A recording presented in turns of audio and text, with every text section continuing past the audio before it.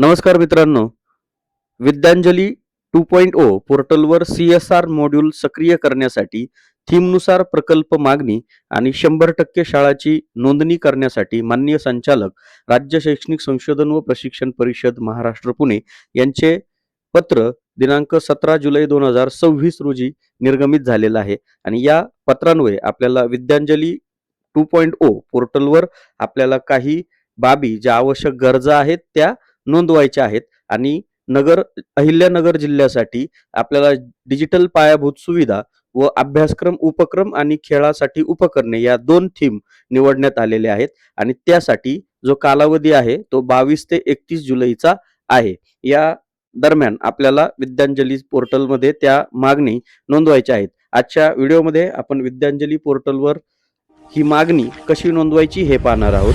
त्यासाठी आपल्याला आपल्या लॅपटॉप किंवा कॉम्प्युटरचं क्रोम ब्राउझर ओपन करायचं आहे. मोबाईलवर हे काम करणार असाल तर क्रोम ब्राउझर ओपन करून उजवीकडील 3 टिंबांना क्लिक करा. क्लिक केल्यानंतर डेस्कटॉप साईट निवडा. व्हिडिओत जशी स्क्रीन दिसते तशी स्क्रीन तुम्हाला दिसेल आणि त्याप्रमाणे फॉलो करून आपलं विद्यांजली पोर्टलवर कामकाज करायचं आहे. इथे गुगल सर्चवर आल्यानंतर आपल्याला विद्यांजली पोर्टल असं सर्च करायचं आहे.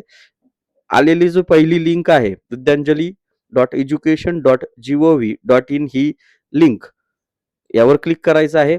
याची डायरेक्ट लिंक डिस्क्रिप्शन बॉक्समध्ये असेल. तिथून आपण डायरेक्ट या पेजवर येऊन जाल. सुरुवातीला काही संदेश दिलेला आहे, हा वाचा. याला क्लोज करा. क्लोज केल्यानंतर आपल्या शाळेचं रजिस्ट्रेशन झालं नसेल तर आपल्याला रजिस्टर यावर क्लिक करायचं आहे.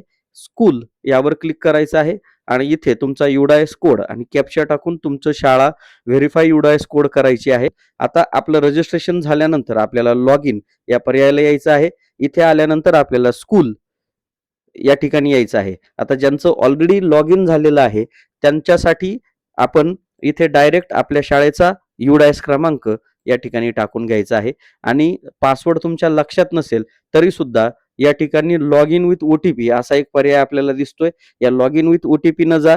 पासवर्ड ऍक्च्युअल जर तुमचा काम करत नसेल तर लॉग इन विथ OTP हा पर्याय सगळ्यात बेस्ट असेल आणि त्यानंतर खाली दिलेला जो काही कॅप्चा कोड आहे तो कॅप्चा कोड पाहून आपण सबमिट या बटनाला क्लिक करा.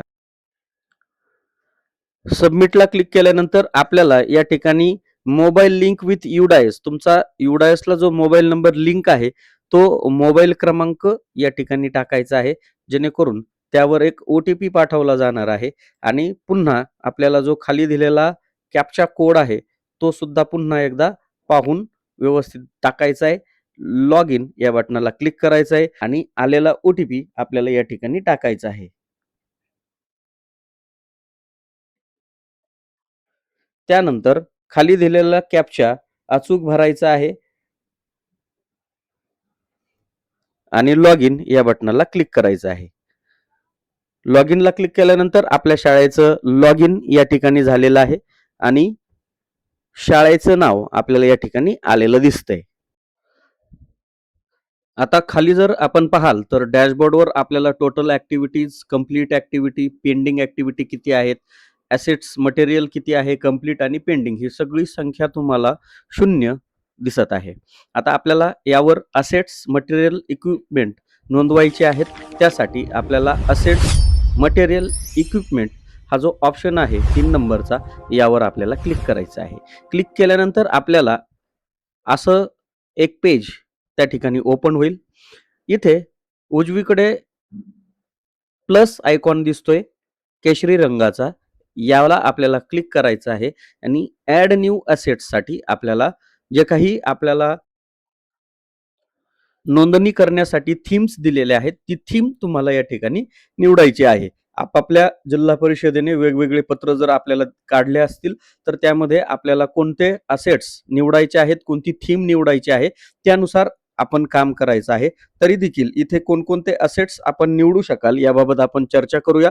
या असेट्स मटेरियल कॅटेगरीला आपण क्लिक करतोय आणि याच्यामध्ये इतक्या साऱ्या असेट्स कॅटेगरी आहेत, ज्यामध्ये पहिली जी कॅटेगरी आहे ती म्हणजे पायाभूत नागरी सुविधा किंवा सिव्हिल पायाभूत सुविधा. त्यानंतर दुसरं आहे बेसिक इलेक्ट्रिकल इन्फ्रास्ट्रक्चर, ज्यामध्ये पायाभूत वीज किंवा इलेक्ट्रिकल पायाभूत सुविधा हव्या असल्यास आपल्याला त्या निवडायच्या आहे. त्यानंतर क्लासरूम नीड्स म्हणजे वर्गासाठी लागणाऱ्या गरजा. त्यानंतर डिजिटल इन्फ्रास्ट्रक्चर, डिजिटल पायाभूत सुविधा. त्यानंतर आहे equipment for curricular activities and sport म्हणजे सहशालेय उपक्रम आणि खेळांचे साहित्य. त्यानंतर आहे हेल्थ अँड सेफ्टी एड्स, आरोग्य आणि सुरक्षितचे साधने. त्यानंतर आहे रेसिडेन्शियल स्कूलसाठी आयटम्स म्हणजे निवासी शाळांसाठी लागणाऱ्या वस्तू. त्यानंतर आहे मेंटेनन्स अँड रिपेअर्स, ज्यामध्ये देखभाल आणि दुरुस्ती आपण म्हणू शकतो. ऑफिशियल नीड्स, कार्यालयासाठी लागणाऱ्या गरजा.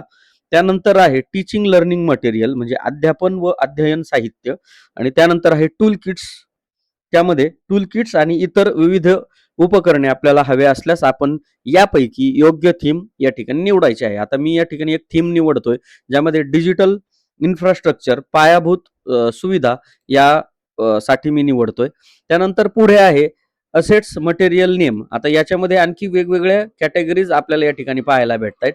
आता असेट्स ज्या मटेरियल नेम जी आहे त्याच्यामध्ये पहिली कॅटेगरी आहे CCTV audio and visual system. आपल्याला आपल्या शाळेमध्ये जर सीसीटीव्ही उपलब्धता नसेल तर आपण हा पर्याय अवश्य निवडून घेऊ शकता, कारण पर्याय देतानाही 1 नंबरला दिलेला आहे आणि आपल्याला विद्यार्थी सुरक्षेसाठी सीसीटीव्ही अतिशय महत्वाचे आहेत. त्यामुळे आपण हा पर्याय आपल्या शाळेमध्ये जर सीसीटीव्ही नसतील तर आपण हा पर्याय अवश्य निवडावा. त्यानंतर दुसरा पर्याय आहे कोडिंग लॅब किंवा प्रयोगशाळा आपण त्याला म्हणूयात. त्यानंतर तिसरा पर्याय आहे कॉम्प्युटर ॲसेसरीज, ज्यामध्ये तुम्हाला संगणकाचे वेगवेगळे साहित्य भाग पाहिजे असतील तर ते तुम्ही या ठिकाणी निवडू शकता. त्यानंतर डेस्कटॉप कॉम्प्युटर म्हणजे तुम्हाला संगणक डेस्कटॉप पाहिजे असेल तर. त्यानंतर आहे इंटरॅक्टिव्ह व्हाईट बोर्ड, ज्याला आपण संवाद साधणारा म्हणजेच इंटरॅक्टिव्ह पॅनल ज्याला आपण म्हणतो तो या ठिकाणी आपल्याला आवश्यक असल्यास त्याला सिलेक्ट करू शकता. त्यानंतर internet connectivity and related equipment म्हणजे आपल्याला जे काही इंटरनेट कनेक्टिव्हिटी आहे त्या संबंधितचे बाकीचे उपकरणं असतील ते आपण मागवू शकता. त्यानंतर आहे लॅपटॉप. त्यानंतर LED projector, printer, router, smart LED किंवा टीव्हीज. त्यानंतर आहे टॅबलेट्स, यूपीएस आणि virtual reality learning kit for schools. यापैकी आपल्या शाळेसाठी जी आवश्यक बाब आहे ती आपण या ठिकाणी मागवायची आहे. यातून आपण आणखी 2-3 बाबी आपल्याला आवश्यक असतील तर त्याही नोंदवू शकतो. सुरुवातीला आपण समजा आपल्या शाळेसाठी इंटरॅक्टिव्ह पॅनल अतिशय गरजेचं आहे आजच्या माहिती तंत्रज्ञानाच्या युगामध्ये, तर आपण इंटरॅक्टिव्ह पॅनल मागवतोय. त्यानंतर मेंटेनन्स रिक्वायर्ड, ते किती वर्षासाठी त्याचा मेंटेनन्स आवश्यक आहे किंवा त्याच्यासाठी साधारणतः किती दिवस मेंटेनन्स देता येईल. तिथे 1 वर्ष, 2, 3, 4, 5 आणि नॉट रिक्वायर्ड असे ऑप्शन आहेत. तर आपण साधारणतः 5 वर्षापर्यंतचं मेंटेनन्स रिक्वायर्डला आपण सिलेक्ट करूया. त्यानंतर क्वालिटी इन नंबर, आपल्याला किती इंटरॅक्टिव्ह पॅनल हवेत ती संख्या आपल्याला या ठिकाणी टाकायची आहे. आता याच्यासाठीचं जे ऍप्लिकेशन आपल्याला करायचं आहे ते बघा, आता मागील तारीख आपण सिलेक्ट करू शकत नाही. आपल्याला आजचीच तारीख सिलेक्ट करावी लागणार आहे, कारण ज्या दिवशी आपण हे करणार आहोत ती तारीख आपल्याला सिलेक्ट करायची. समजा आजच्या तारखेला आपण मागवतोय आणि expected date before material need, आपल्याला साधारणतः ते कधीपर्यंत प्राप्त व्हावं अशी एक एक्सपेक्टेड डेट आपण या ठिकाणी निवडू शकता. आपण साधारणतः 1-2 महिन्याचा कालावधी, 6 महिन्याचा कालावधी हे मिळवण्यासाठी देऊ शकतो.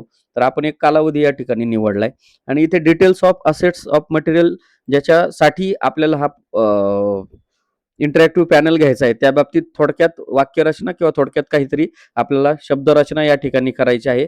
जसं की आज अध्यापन सुलभ व रंजक करण्यासाठी डिजिटल धडे, 3D मॉडेल, शैक्षणिक व्हिडिओ आणि ॲनिमेशनच्या कठीण संकल्पना सोप्या पद्धतीनं शिकवण्यासाठी आपल्याला हा इंटरॅक्टिव्ह पॅनल पाहिजे. अशा पद्धतीनं काहीतरी वाक्यरचना याच्यामध्ये आपल्याला लिहायच्या आहेत, टाईप करायच्या आहेत आणि शेवटी या छोट्या चेकबॉक्सला आपल्याला क्लिक करायचं आहे आणि सेव्ह आणि पब्लिश यावर आपल्याला क्लिक करायचं आहे. असेच आपलं क्रिएटेड सक्सेसफुल होईल आणि त्याचं रेकॉर्ड आपल्याला या ठिकाणी खाली आलेलं दिसेल. आता याचं स्टेटसही इथे आपण पाहू शकता. ॲक्शन काय असेल तीही याला जर क्लिक केलं तर आपल्याला इथे जे काही आपण नोंदवलंय ते दिसतंय. परत बॅक येऊयात. परत आणखी एखादी बाब आपल्याला यामध्ये निवडायची. उदाहरणार्थ आपण दुसऱ्या थीमसाठी एक बाब निवडतोय, प्लस आयकॉनवर क्लिक करतोय. आणि आपल्याला आता सहशालेय उपक्रम म्हणजे इक्विपमेंट फॉर करिक्युलर ॲक्टिव्हिटीज आणि स्पोर्ट मटेरियल घ्यायचं आहे. त्याच्यामध्ये असेट्स दिलेले आहेत बघा. आता याच्यामध्ये भरपूर असेट्स आहेत. आपण याच्यामधून प्रत्येक असेट्स निवडू शकता. समजा आता आपण इथे निवडतोय. समजा आपण या ठिकाणी घेतो कॅरम बोर्ड घेतला समजा. तर आपण मेंटेनन्स रिक्वायर्डला क्लिक करतोय. 1, 2, 3 वर्षाचा कालावधी याला देऊयात. किती कॅरम बोर्ड हवेत साधारणतः जितकी वर्गसंख्या असेल त्यानुसार आपण कॅरम बोर्ड मागवूयात. डेट आपण आहे आजच्या तारखेचीच टाकूयात. हे मिळवण्यासाठी साधारणतः किती कालावधी आपल्याला आवश्यक आहे ते इथं टाकूयात. थोडक्यात वर्णन इथं टाकूयात. छोट्या चेकबॉक्सला क्लिक करूयात आणि सेव्ह अँड पब्लिश करूया. सेव्ह अँड पब्लिश केल्यानंतर आपल्याला असेट्स क्रिएटेड सक्सेसफुल होईल. त्यानंतर खाली ते आलेलं आपल्याला दिसेल. अशा पद्धतीनं आपण वेगवेगळे असेट्स आपण या ठिकाणी टाकू शकता. परत इक्विपमेंट फॉर को-करिक्युलर ॲक्टिव्हिटीमध्ये आपण आता कॅरम मागितलाय. आता अजून आपल्याला याच्यामध्ये समजा जे काही किट मागायचं असेल, टॉय अँड गेम्स कॉर्नर आहे, फुटबॉल किट आहे, फ्लाइंग डिस्क आहे, क्रिकेट किट आहे. आपण क्रिकेट किट मागवूयात. इथे त्याला एक्सटेन्शन देऊया. मेंटेनन्स किती वर्षाचा, किती किट हवे आहेत ते टाका. आजची दिनांक टाका. किती महिन्यामध्ये आपल्याला उपलब्ध व्हायला हवे ते टाका. थोडक्यात वर्णन या ठिकाणी टाका. आपल्याला वर्णन भरपूर मोठे टाकावे लागते. कमीत कमी 20 वर्ड्स असं ते म्हणतंय, पण तरी देखील इथे भरपूर मोठी वाक्यरचना आपल्याला करावी लागते आणि तेव्हाच हे सेव्ह अँड पब्लिश होतंय. अशा पद्धतीनं आपण एक जे काही मागणी आहे ती आपण या ठिकाणी नोंदवायची आहे. आता आपण पुन्हा डॅशबोर्डवर येतोय. आता डॅशबोर्डवर आल्यानंतर जर तुम्ही पाहाल तर इथे टोटल असेट्स आपण 3 टाकलेले आहेत आणि पेंडिंगमध्ये 3 गोष्टी आपल्या या ठिकाणी मागणी दिलेली आहेत. तसेच आणखी विद्यांजली पोर्टलवर आपल्याला इतर ॲक्टिव्हिटीज कोणत्या घेता येतील आणि आणखी इतर जे पर्याय आहेत, त्या पर्यायांना आपण क्लिक करू शकता. सोबत माहिती पाहिली. व्हिडिओ आवडल्यास व्हिडिओला लाईक करा, चॅनलला सबस्क्राईब करा. धन्यवाद.